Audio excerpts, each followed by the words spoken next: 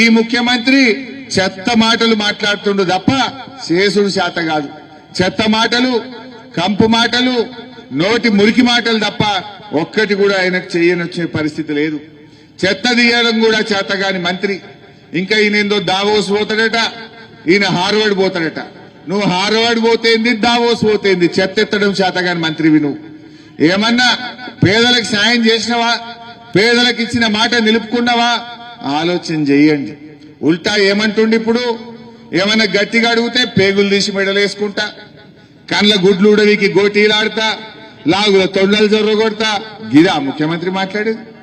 చేతులకు బేడీలేస్తా. బిడ్డ నీకు శాతనైతే 4000 పింఛన్ ఇచ్చి ఇచ్చినావా నాకు ఓటేయమని అడుగు. నీకు శాతనైతే మహిళలకు 2500 ఇచ్చినా మాట నిలుపుకున్నా ఓటేయమని అడుగు.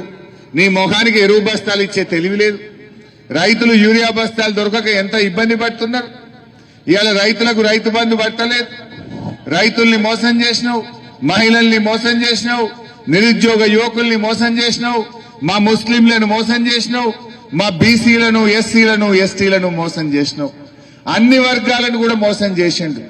ఎలక్షన్లప్పుడేమో అన్ని డిక్లరేషన్లు, ఎస్సీ డిక్లరేషన్, బీసీ డిక్లరేషన్, మహిళా డిక్లరేషన్, యూత్ డిక్లరేషన్. ఎలక్షన్లు అయిపోయి కుర్చీ మీద కూర్చోగానే బూత్ డిక్లరేషన్. ఇప్పుడు అంతా బూతులే. ఇక SC, ST, BC, youth declaration మరిచిండు, బూతుల డిక్లరేషన్ స్టార్ట్ చేసిండు. యాడికి పోయినా బూతులు మాట్లాడు తప్ప ఎస్సీల గురించి మాట్లాడాడు, బీసీల గురించి మాట్లాడాడు, మహిళల గురించి మాట్లాడాడు, మా యువత గురించి అసలే మాట్లాడాడు. మరి ఈ బూతుల ముఖ్యమంత్రి కాదు. ఈ బూతుల ముఖ్యమంత్రికి 11వ తారీఖు నాడు మీరందరూ పోలింగ్ బూత్ లో గట్టిగా బుద్ధి చెప్పాలి.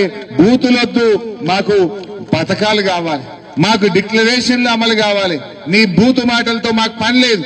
నువ్వు ఇచ్చిన హామీలు అమలు చేయమని పోలింగ్ బూతులలో 11వ తారీఖు నాడు కారు గుర్తు మీద ఓటేసి ఈ చెత్త మాటలు మాట్లాడే రేవంత్ రెడ్డికి గుణపాఠం చెప్పాలని చెప్పి నేను మీ అందరినీ కోరుతూ, అమ్మా ఒక్కటే, చింత ప్రభాకర్ అని ఇన్నే ఉంటాడు ఆ సదాశివపేట్ల. పిలిస్తే పలుకుతాడు, కష్టం వస్తే నిలబెడతాడు. ఇవాళ కొన్ని మంచి పనులు చేసిండు. మీ ఎన్నటికైనా ఈ చింత ప్రభాకర్కే మీ మీద ప్రేమ ఉంటది. జగ్గారెడ్డి ఆడుంటాడో తెలుసా మీకు? అడ్రస్ తెలుసా ఎవరికన్నా? చింత ప్రభాకర్ అని ఆడున్నాడంటే మాత్రం ఆటోని అడిగినా తీసుకుపోడు మా ఆటో డ్రైవర్. మరి గుర్తు పెట్టుకోండి, మనకు అందుబాటులో ఉండి పేదలకు సేవ చేసి మంచికి చెడుకు నిలబడేటువంటి వ్యక్తి మా ప్రభాకర్ అన్న, మా బీఆర్ఎస్ పార్టీ అభ్యర్థులు. మరి మా అభ్యర్థులందరినీ కూడా కారు గుర్తు మీద ఓటేసి దీవించాలని కోరుతూ, జై తెలంగాణ. కారు గుర్తుకే. పెంటమ్మది ఆడుకుందా? ఏమన్నది పెంటమ్మ? ఎవడిచ్చినా తీసుకో, ఎంత ఇచ్చినా తీసుకో, బాకీ మిగతాది అడకొచ్చినాకనే లెక్క తప్ప నా గుర్తు కారు అని చెప్పింది పెంటమ్మ.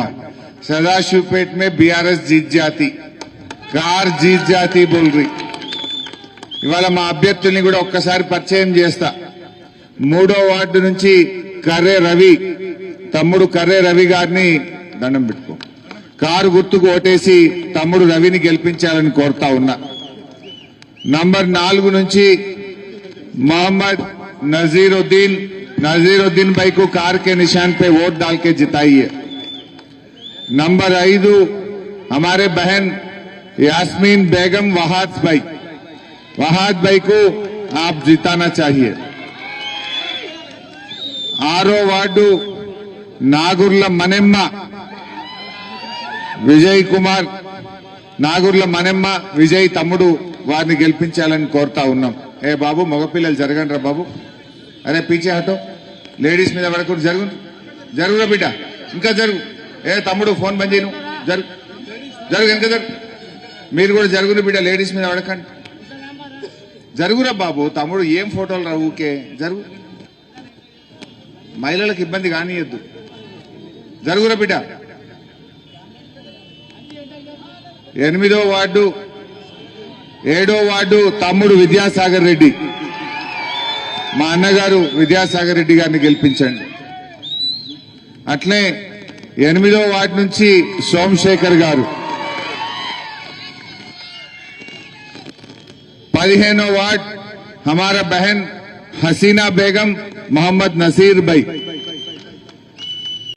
16 మీ అందరి పరిచితుడు చింతా గోపాల్. 17వ वार्ड मोहम्मद कमील अंसार भाई, कमील भाई. 18వ वार्ड हमारे लतीफ भाई का बीबी शहनाज बेगम, शाजिया बेगम, माफ करना. 21 मुबीन मोहिउद्दीन भाई. 22 వడ్ల మహేశ్వరి పి వీరేశం. ఏడి వీరేశం అటు పోయిందా? ఠీక్.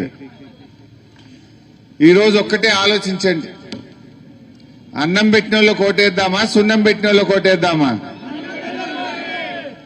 కాంగ్రెస్ వచ్చి 2.5 ఏళ్లయింది. ఈ 2 సంవత్సరాల 2 నెలల్లో మీకు చేసిన ఒక్క మంచి పని అన్న చెప్తారా? ఒక్క పని. 2 ఏళ్ల 2 నెలలు అయింది. ఇప్పుడు వచ్చి అంటుండ్రు మాకే ఓటేయండి, మాకు ఓటేస్తేనే పని చేస్తాం. మరి 2 ఏళ్ల 2 నెలలకెళ్ళి ఏం చేసినావో ముందు చెప్పు. చేసిన పని గా బస్సు తప్ప అంత తుస్సే. ఆ బస్సు సంగతి కూడా తెలుసు మనకు. భార్యకు ఫ్రీ, భర్తకు డబుల్ టికెట్. నీకే తెలివి ఉందా? మాకు తెలియదా? ఇప్పుడు భార్య భర్తలు బస్సు ఎక్కితే భార్యకు ఫ్రీ అంటుండు, భర్తకు నిన్నటిదాకా 20 రూపాయల టికెట్ ఉండే, ఇప్పుడు 40 కొట్టిండు. ఇంకేం ఫ్రీ అది? అవునా కాదా? మీ భర్తకు డబుల్ టికెట్ కొట్టిండా లేదా? ధరలు పెరిగినాయా లేవా టికెట్ల ధరలు? మరి గది తప్ప ఇంకేమన్నా చేసిండ్రా? నేను ఒక్కటి మీకు యాద్ చేస్తా. ఎలక్షన్లు వస్తే ఏ పార్టీ అయినా మేము గీ పని చేసినాం, గీ మంచి పని చేసినాం, మాకు ఓట్లేయండి, లేదు ముంగటికి గీ పని చేస్తాం మాకు ఓట్లేయండి అని అడగాలి. కానీ రేవంత్ రెడ్డి ఏం చెప్తుండు? చేసిందేం లేదు, విషయం లేదు కనుక అంతా విషం చిమ్ముతున్నాడు. బూతులు తప్ప నోటి వెంట ఒక్క మంచి మాట నన్ను వస్తున్నదా? నేను మీకు గుర్తు చేయాలనుకుంటున్నా. ఆనాడు కేసీఆర్ గెలిస్తే 2000 పెన్షన్ చేస్తా అంటే మొదటి నెలనే 2000 ఇచ్చిందా లేదా? కేసీఆర్ గారు ఇచ్చిందా లేదా? మరి ఇదే రేవంత్ రెడ్డి 4000 ఇస్తా అన్నాడు, వచ్చిందా చెల్లె? 4000 आया क्या? केसीआर साहब बूढ़ा बेवा लोगों को, गरीब लोगों को 2000 देते बोले, जरूर 2000 रुपये दिए हैं. మరి ఈ రోజు వీళ్ళు 26 నెలలైంది.